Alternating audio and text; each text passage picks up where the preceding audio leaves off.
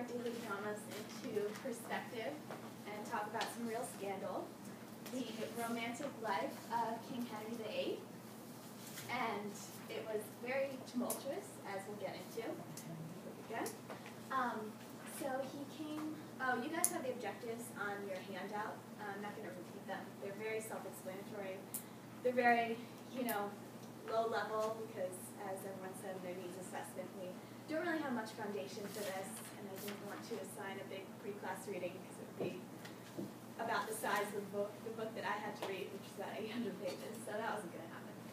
And in your handout, I want you to pay attention to the last column because we'll be coming back to it at the end.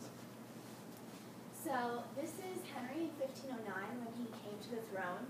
He wasn't originally slated for a kingship. His elder brother Arthur was, but upon Arthur's untimely demise, Henry came to power in 1509 when he was just a boy. And Arthur, when he was to become king, was betrothed to Catherine of Aragon, who was a Spanish princess, and Henry inherited this match when he inherited the throne from Henry. So they married in 1509 when Henry came to the throne, and it would be by far Henry's longest marriage, at 24 years, ending in 1533. So this marriage cemented an alliance between Spain and England against their common enemy, France.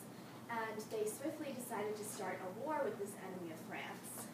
And this is when Catherine kind of made her mark, because when Henry was off abroad fighting in battles in France, Catherine took over the domestic military and battles on the home front. And she actually proved to be an indispensable military advisor at this time. But when Henry returned, her duties switched to more queenly ones of domestic duties and also producing an heir. She was pregnant for most of her reign. However, she only produced one surviving child, the future Queen Mary Tudor. Unfortunately, however, she was unable to produce a male heir for Henry. And so around the 1520s, Henry starts to get annoyed with Catherine and her inability to give him a son. And so he starts to stray. And he strays to the infamous Anne Boleyn. Now, Henry had many mistresses. He was not faithful to Catherine. But Anne was different because she said, "I won't be your mistress, I'll only be your wife." So she gave him this ultimatum, and it worked. So Henry begins his interest 1524 to 25. On New Year's Day, 1527, Henry says to Anne, "I will marry you," and he pledges that he will marry her. However, we know that the marriage with Catherine doesn't end until 1533. And so begins the 6.5-year struggle for Henry to obtain what will be Catherine's fall from the throne, her divorce. So Henry tries to go through the normal channels at first, and tries to get a dispensation from the Pope. This proves to be very difficult, however, because the Pope is currently under the control of Emperor Charles of Spain, Spain being Catherine's home, and the Emperor is Catherine's nephew. So that wasn't going to happen. And so after 2 years of trying to get the divorce from the church, Anne and Henry are annoyed. It's 1529, and Anne uses this time to influence Henry in her ways of religion. So Anne is an ardent reformer. She believes in the teachings of Martin Luther. She believes in Protestantism and reform in the church. And so she influences Henry at this time to make what would be a historical choice. And so he claims by nature of being the king that he doesn't have to answer to a pope. There are no popes in the Bible, but there are kings. And so as king, he is supreme head and protector of the English church. And so Henry's need to be with Anne Boleyn effectively starts what will be known as the Protestant Reformation and the break from the Roman Church for England. And it also achieves the goal.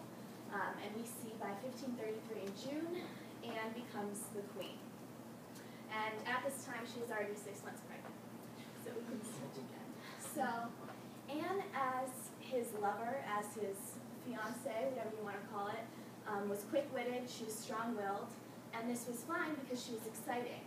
But as she became queen, she wasn't the submissive queen that Henry was looking for, and the strong-willed, quick-witted Anne became a burden to him. And so during her queenship, She furthered the Reformation even more. She dissolved the monasteries and did work that way. And she also delivered a child, the future Queen Elizabeth, who herself would reign in the Tudor dynasty for almost 50 years. However, she too could not produce a male heir. And this is something that she promised Henry she would do when she was courting him. So he was very annoyed. And at this time, he's no longer a boy. He's very arrogant. He has grown to the ego of a king, and what he wants is a son. He's obsessed with having a son. And so he is swayed again by Jane Seymour. Now, Jane Seymour, who would be his next queen, is supplanted in front of him by Anne Boleyn's enemies, who are, really want to see her fall. And so they put Jane Seymour in his presence, and they guide her into giving him a similar ultimatum. She will only be his wife. She will not be his mistress. And Henry cannot resist these claims. So he falls for it again, and so we get into one of the most publicized and most fictionalized stories in English history, the execution of Anne Boleyn. So in order to get a divorce from Anne, he convicts her of adultery and incest, which it is likely that she did not do either of these, despite popular accounts that you might see in movies and books and these things. The men who confessed did so under torture. So Anne was essentially a victim here. So you guys should all feel bad for her. And she went absolutely crazy when she was put on trial, went clinically insane. But however, it was enough to get charged because of the king's power. And we can change it. So she was swiftly taken to trial and executed. And the very next day, Henry marries his next love, Jane Seymour. So Jane Seymour, as queen, she was docile, she was submissive, she was everything Henry was looking for in a wife.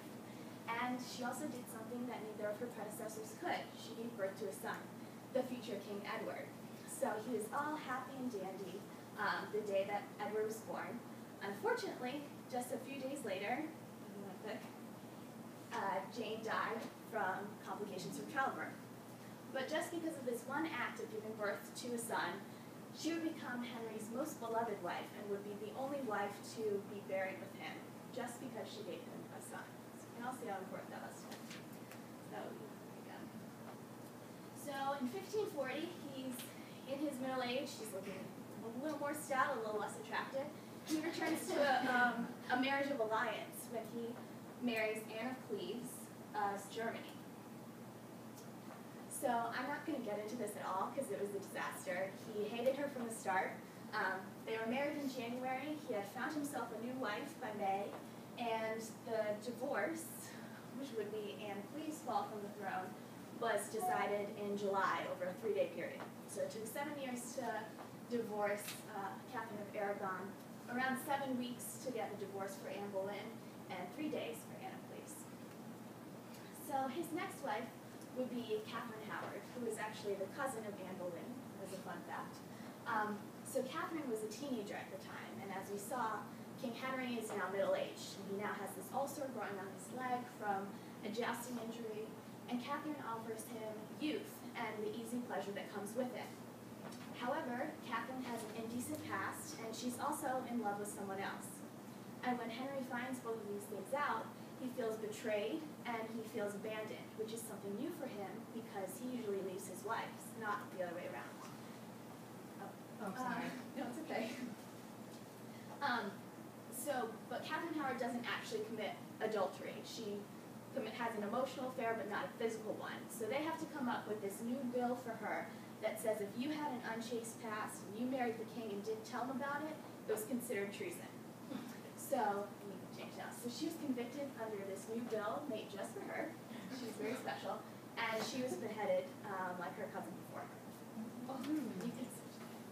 So Henry is less, we change it again, and less, and we change again.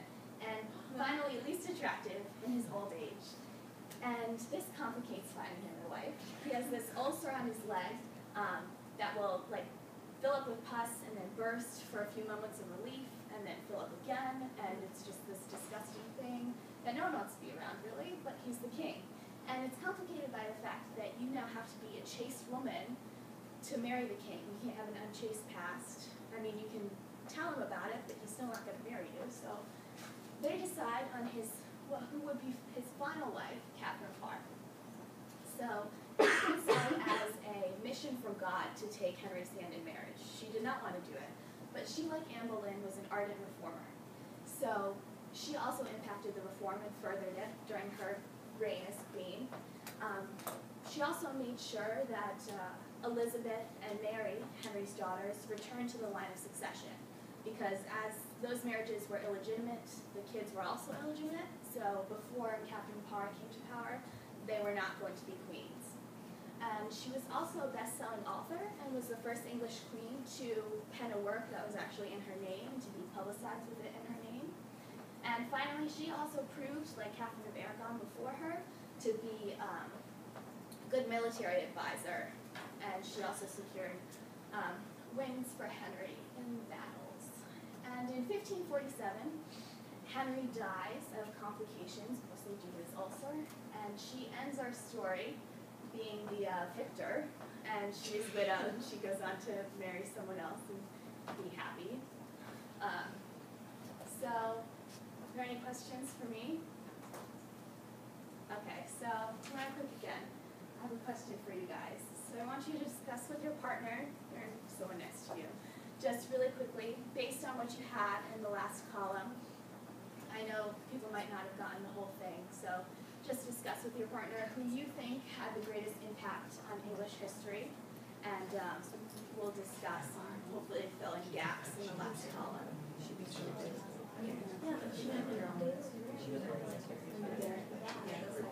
died. Her fault. And I think I wrote her finger.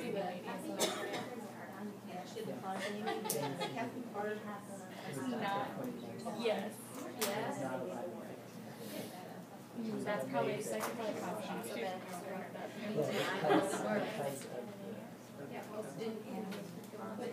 She had the longest yeah.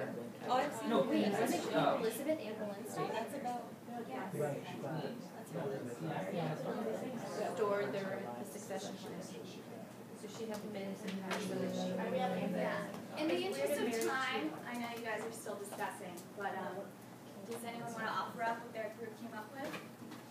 Go ahead. We said Catherine of Aragon because of their connection from England and Spain, they were able to have a war against France. Right. I thought that was pretty major.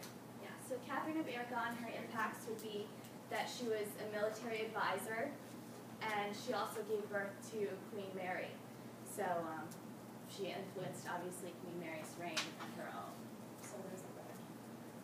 We got Catherine Parr Catherine Parr was because she restored the fact that Mary and Elizabeth could be in the line of succession for the monarchy, and Queen Elizabeth was the longest standing monarch in England's history. Exactly. Although the current queen could eclipse. The Elizabeths are pretty great. So without Catherine Parr, Queen Elizabeth never would have become queen. Yes, a very compelling argument for Catherine Parr. She also was a best-selling author, which I mean, it was a religious work that was disseminated across the country. She was very popular, and it did nothing for Henry's ego. He hated it. She was also a military advisor, and the line of succession, and she furthered the reform. So she's definitely in the running. Did anyone else have someone else? Anne Boleyn, because she started the Protestant Reformation and broke off from the Roman Catholic Church. Right. So those three are the ones that I figured that would be in the competition. Anne Boleyn started the Reformation. She also gave birth to Queen Elizabeth, so she obviously had a role in those 45 years that Queen Elizabeth I was in reign. And then the only other person who had really an impact on history was Jane Seymour for giving birth to Edward. Thanks. Thanks, Erica.